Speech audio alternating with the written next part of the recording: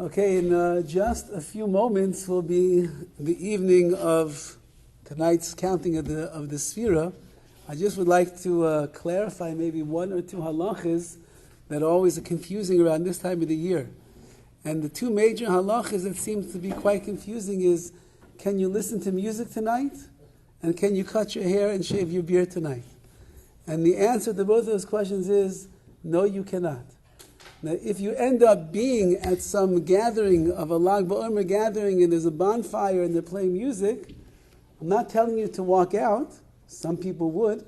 But a person in their own home tonight and in their own car on the way home should not be listening to music until tomorrow morning. And they should certainly not cut their hair or shave their beard until tomorrow morning as well. If you are of Sephardi persuasion, then you hold of Lad BaOmer till the 34th day in the Omer, and that would mean that music and shaving and haircuts would not even be until already Erev Shabbos, until Friday. So that being said, it will remain somewhat quiet here in Makor HaChaim tonight, except for the sounds of Torah. There's never any limit on how loud and how musical the Torah could be, but music and the like, you will not hear here tonight. Okay, let's go back over here into the world of Anova, into the world of humility. and he writes like this: HaKadosh Baruch Hu only brings, he'll only allow those people that are humble to inherit the world to come. So to HaKadosh Baruch Hu will only bring Ruach HaKodesh. He'll bring the divine influence to those people that live a world of anivos, of humility. So he continues like this. We find in the Mechilta, in one of our midrashic sources, that when all of Klal Yisrael was coming to Har Sinai, so everybody was held away from the mountain.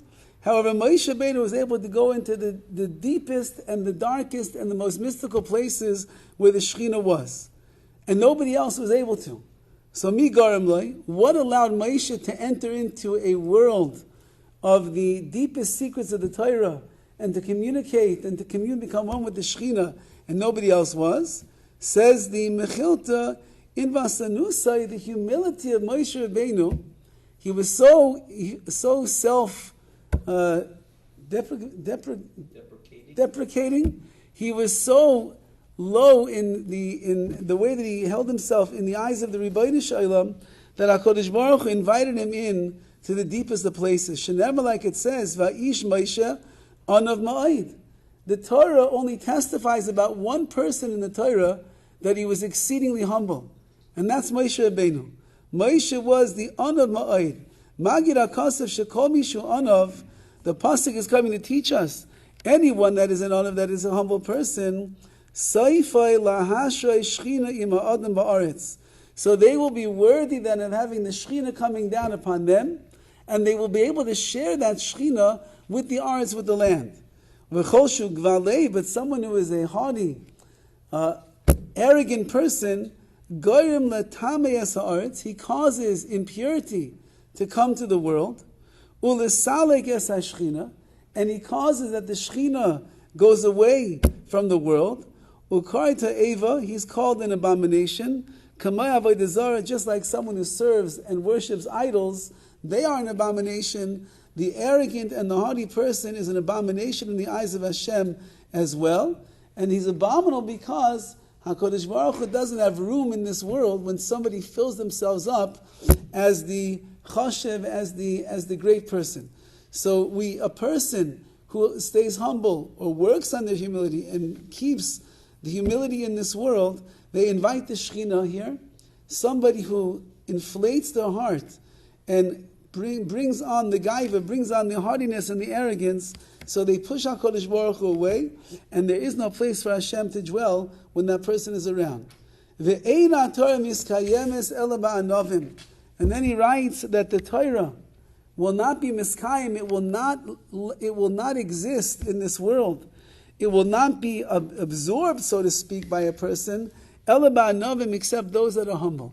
A person who has a haughty heart, a person with arrogance, it's very hard to be makabel, it's very hard to accept the Torah upon themselves.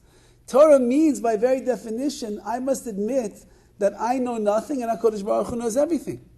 How can a person that is haughty and filled with themselves fully accept the Torah upon themselves? Impossibility. Because they say, I know a lot, HaKadosh Baruch Hu might know a lot also, but I could teach Hashem a thing or two. So therefore, the humble man is the one who makes himself at the feet of the Ribono Shel Olam, so to speak, and therefore the Torah will be absorbed by him.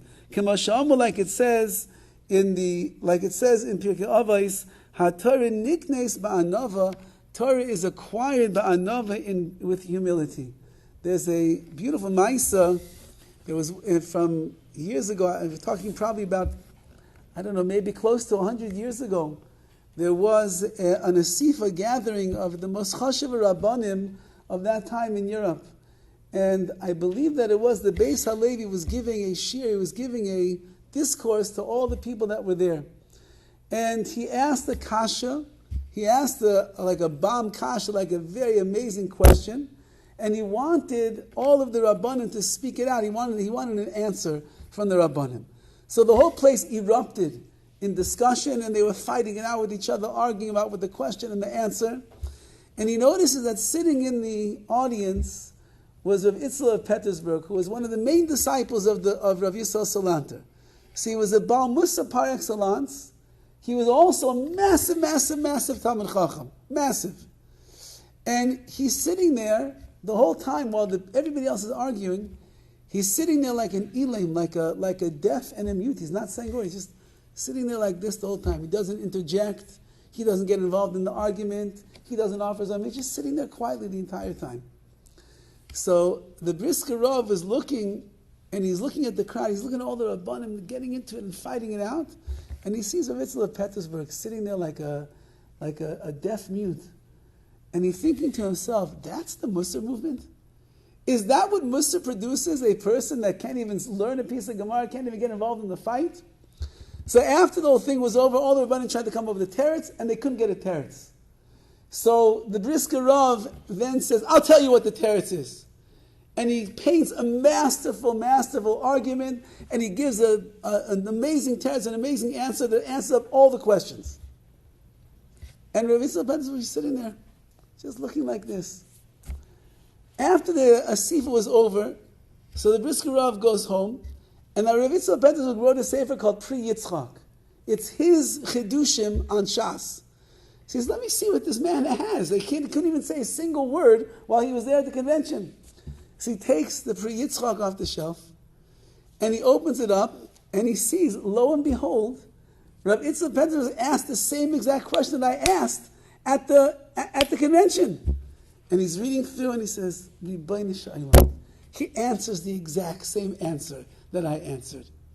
That means that he was such a man of humility that he's not going to steal the stage from the Gadol Ador, from the Brisker Rav or Rav Chaim, whichever one it was. So he sat there as if he knows nothing. He has no idea what's going on, doesn't know the sugya, doesn't have anything to say.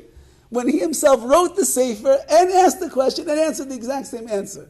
Say Chazal, Torah is niknes ba'anova. The more humble that a person is, the more Torah they're going to be able to acquire in their lives.